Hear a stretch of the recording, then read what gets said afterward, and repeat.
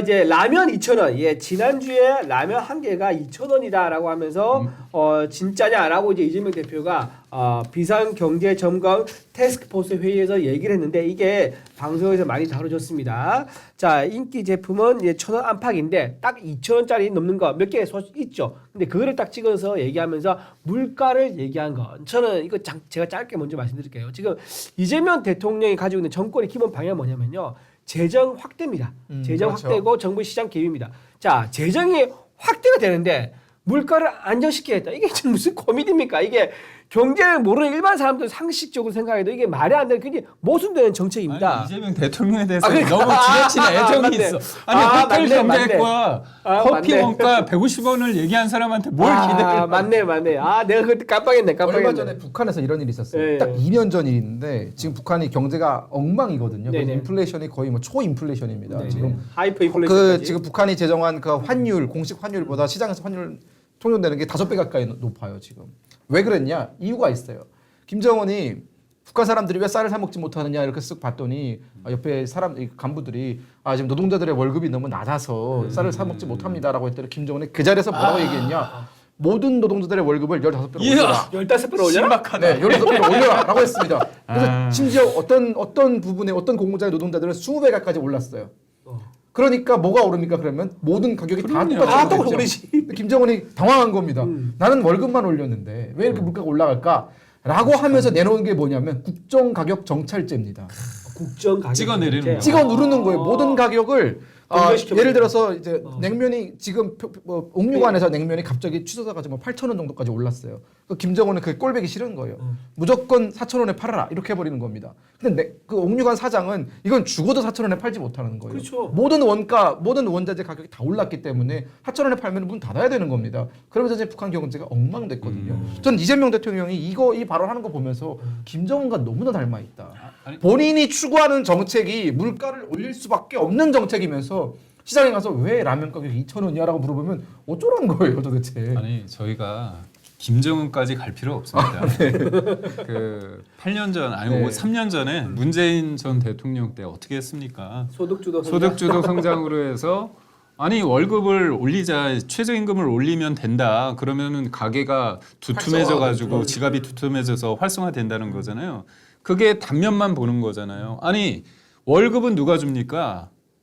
사장이 줘요. 사장은 땅 파서 돈이 나오나요? 아니잖아요. 그러면 그게 비용에 전가되는 거잖아요. 그렇죠. 그러니까 결국 시장이란 거는 굉장히 복잡하기 때문에 단선적인 생각으로 하면 안 되는 건데 지금 이거잖아. 그러니까 결국은 확장 재정을 통해 가지고 한다는 거잖아요. 그러면 말씀하신 것처럼 돈을 많이 풀면 지금 부동산도 올라가고 있고 그다음에 또 주식도 올라가고 있죠. 물론 이게 단순히 이것만은 아니고 여러 가지의 어떤 영향을 주겠죠. 하지만 돈이 우선 풀리면 상대적으로 돈이 많이 풀리면 재화는 한정적이라면 재화값이 올라가는 게 당연한 거 아닙니까? 그러니까 결국에 공부를 잘해야 돼요. 기초가 중요하고 그다음에 현혹되면 안 됩니다. 우리가 호텔 경제학에 대해서 알았잖아요. 근데도 불구하고 지금 이렇게 되고 있는데 더 무서운 건 뭐냐면 저는 공무원분들 중에서 열심히 하는 분들 있는데 공무원들이 영혼이 없어요. 2,000원이라고 얘기를 하면 딱 얘기를 해야죠. 그거는 비싼 게 2,000원이고요. 그렇죠. 통상적으로 1,000원 냅니다. 그리고 마트 가면 한 무더기 이렇게 세일하는 것도 있습니다. 이런 식으로 얘기해야 되는데 딱 맞장구 치면서 뭐 계엄하면서 뭐 그런 얘기를 곁들이더라고요. 저는 그걸 보면서 그럼 어떻게 됩니까? 이날 제가 알기로는 농심의 주가가 4.5인가요? 5% 가까이가 폭락을 했습니다. 농심, 삼양 그렇죠. 다 떨어졌다. 그러니까 이게 뭐냐? 결국은 사람들이 아는 거야.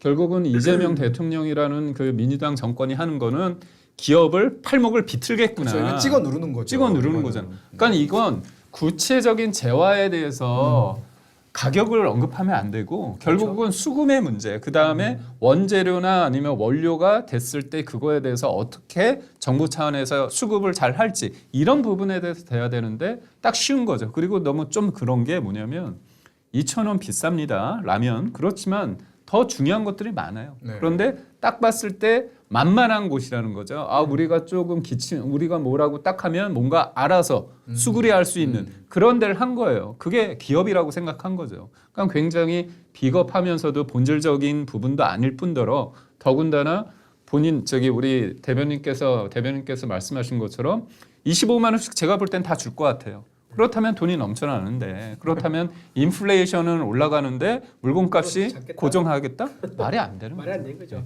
자, 지금 이렇게 지금 상반되는 정책을 동시에 추진하겠다고 하는데 지금 아마 전 세계가 이걸 예의주시하고 있을 겁니다. 전 세계에서 그게 성공했다 그러면 전 세계가 참 쉽죠. 새로운 경제 모델이에요. 새로운 경제. 그러니까 경제학자들도 네. 만들어내지 못했던 거를 처음으로 이제 볼 수 있게 되는 건데 저는 이재명 대통령이 우리나라 경제를 거대한 시험장으로 만들까봐 걱정이 돼요. 뭐 생쥐 가지고 실험하지 않습니까? 토끼 가지고 실험하지 않습니까? 그런 것처럼 전 국민의 생명과 자산을 두고 도박하듯이 실험할까봐 좀 걱정이 된다라는 말씀을 좀 드리지 않을 수가 없다 말씀을 좀 드리고요.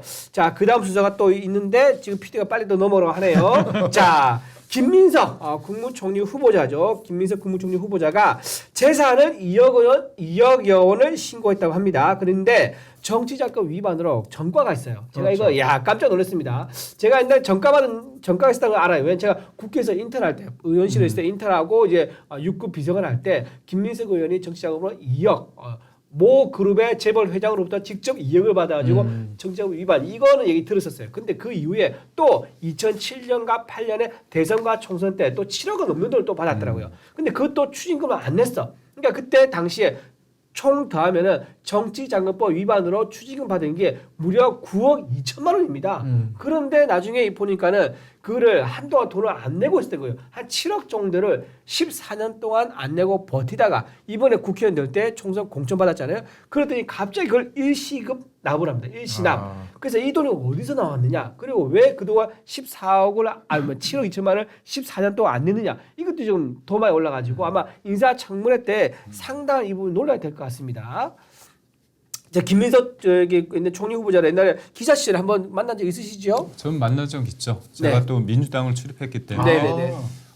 근데 저는 이분이 국무총리를 왜 됐을까? 네. 이거는 이재명 대통령 입장에서는 굉장히 쉬운 상대잖아요. 네. 왜 그렇습니까? 전당대회 때 차에 타가지고 딱 그 얘기했잖아요.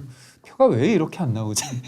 이 이야기한 다음에 1등이 어떻게 됐어요? 정봉주 전 의원이 1등이었다가 꼴찌로. 순위 밖으로 쫙 밀리잖아요. 그렇죠. 정봉주 의원이 그거에 대해서 문제 제기했다가 더 급속도로 막판에 확 순위권 완전히 밖으로 넘어가지 아웃됐죠. 않습니까? 네. 그렇다면 지금의 그 최고위원을 1등 최고를 이재명 대통령이란 분이 만들어줬고 그래서 국무총리를 한다면 어떻습니까? 국무총리는 뭐예요? 결국은 국무위원들을 대표하면서 책임 있게 대통령한테 쓴소리도 하면서 뭔가 책임 총리로서의 역할을 해야 되는 건데 그게 아니라는 거잖아요.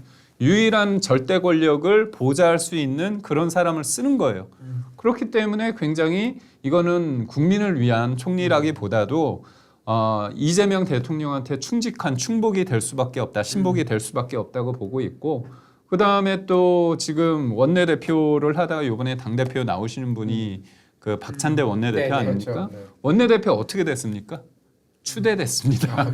민주당 역사상 원내대표가 추대되는 경우가 없습니다. 그러니까 결국은 당에서 당대표를 한 분은 원내대표 때부터 이재명이라는 사람을 통해 가지고 추대가 된 사람.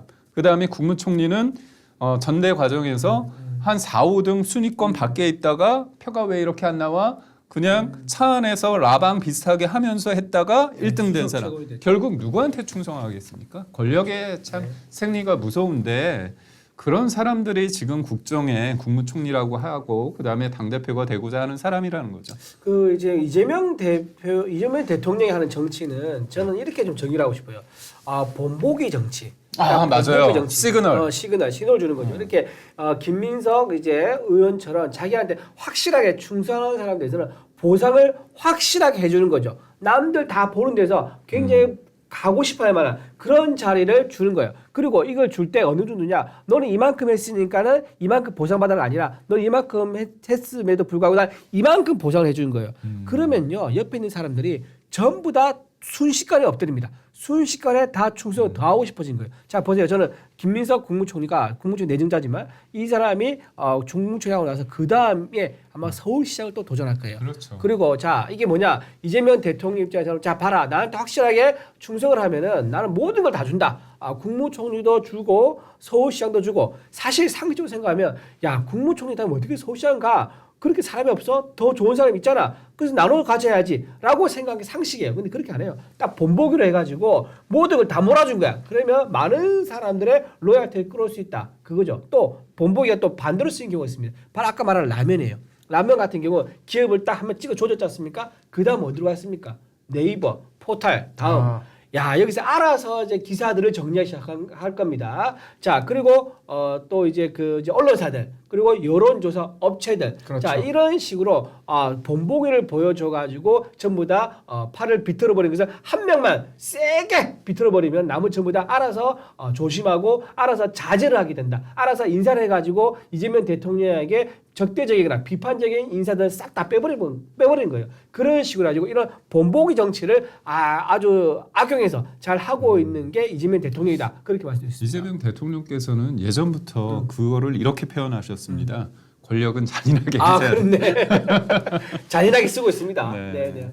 너무 잔인하지 않습니까? 이거 김정은도 이렇게 못할 것 같은데. 그러니까 저는 사실 이제 김민석 후보자의 네. 그 여러 가지 범죄 전과를 찾아보면서 느낀 것이 아까 우리 김기용 대변인 말씀하셨지만 우리가 이제는 사람들한테 정치인이라고 했을 때 정치인은 정말 그 누구보다 모범이어야 되고 어쨌든 법을 만드는 사람들이기 때문에 가장 먼저 법을 준수해야 되고 그러니까 솔선수범이라는 게 있어야 국민이 정치를 믿고 따르지 않겠습니까? 그렇죠. 근데 지금 이재명 정부가 보여주고 있는 모습은 철저한 강자의 논리예요.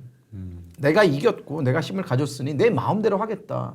이런 거지 않습니까? 거기에 덧붙이는 게 나를 지지해준 그 개딸들의 그 엄청난 화력에 힘입어서 그 사람들의 국민의 뜻이다라고 포장을 하면 그만인 것이거든요. 근데 지금 정말 평범하게 살아가고 있는 정말 그 교통신호 하나 어기지 않으면서 평범하게 살아가고 있는 소시민들 입장에서는 저렇게 전과가 많고 정치 자금법으로 감옥도 여러 번 들락날락한 사람도 우리나라의 총리가 될 수 있다라는 것은 결국은 이제 우리의 그 공공선이 다 무너졌다는 것이거든요. 우리가 서로 사회에 암묵적으로 존재하는 죄는 짓고 살지 말자. 이게 어떻게 보면은 암묵적인 룰이고 사람들이 교육할 때 우리 자녀들을 교육할 때 왜 죄를 짓지 말아야 되는지 왜 범죄를 저지르지 말아야 되는지 이런 것들을 선생님들이 일선에서 교육을 하는데 이제는 누구를 보고 교육을 해야 되는 겁니까? 롤모델이 있어야 되는 건데 롤모델이 대통령도 아니고 국무총리도 아니고 당대표도 아니고 다 아니에요. 그러면 이제는 알아서 살아라 이거거든요. 적당히 삥땅 치면서 적당히 뭐 돈도 좀 돌리면서 그냥 걸리지만 않으면 된다. 걸리면 어떻게 하면 된다? 죄가 없다. 우기면 되고 정치인하면 된다. 이거예요. 법을 바꿔버리면 된다. 나한테 죄를 묻는 사람들한테 네가 잘못된 거다라고 삿대질하면은 모든 게 해결되는 세상에 지금 온 겁니다. 이게 뭡니까? 야만입니다. 야만의 시대 브루털 에이지가 열렸습니다. 맞습니다. 네. 자 준비한 소식이 이제 더 있지만은 이제 시간이 다 됐기 때문에 여기서 마치도록 하겠습니다.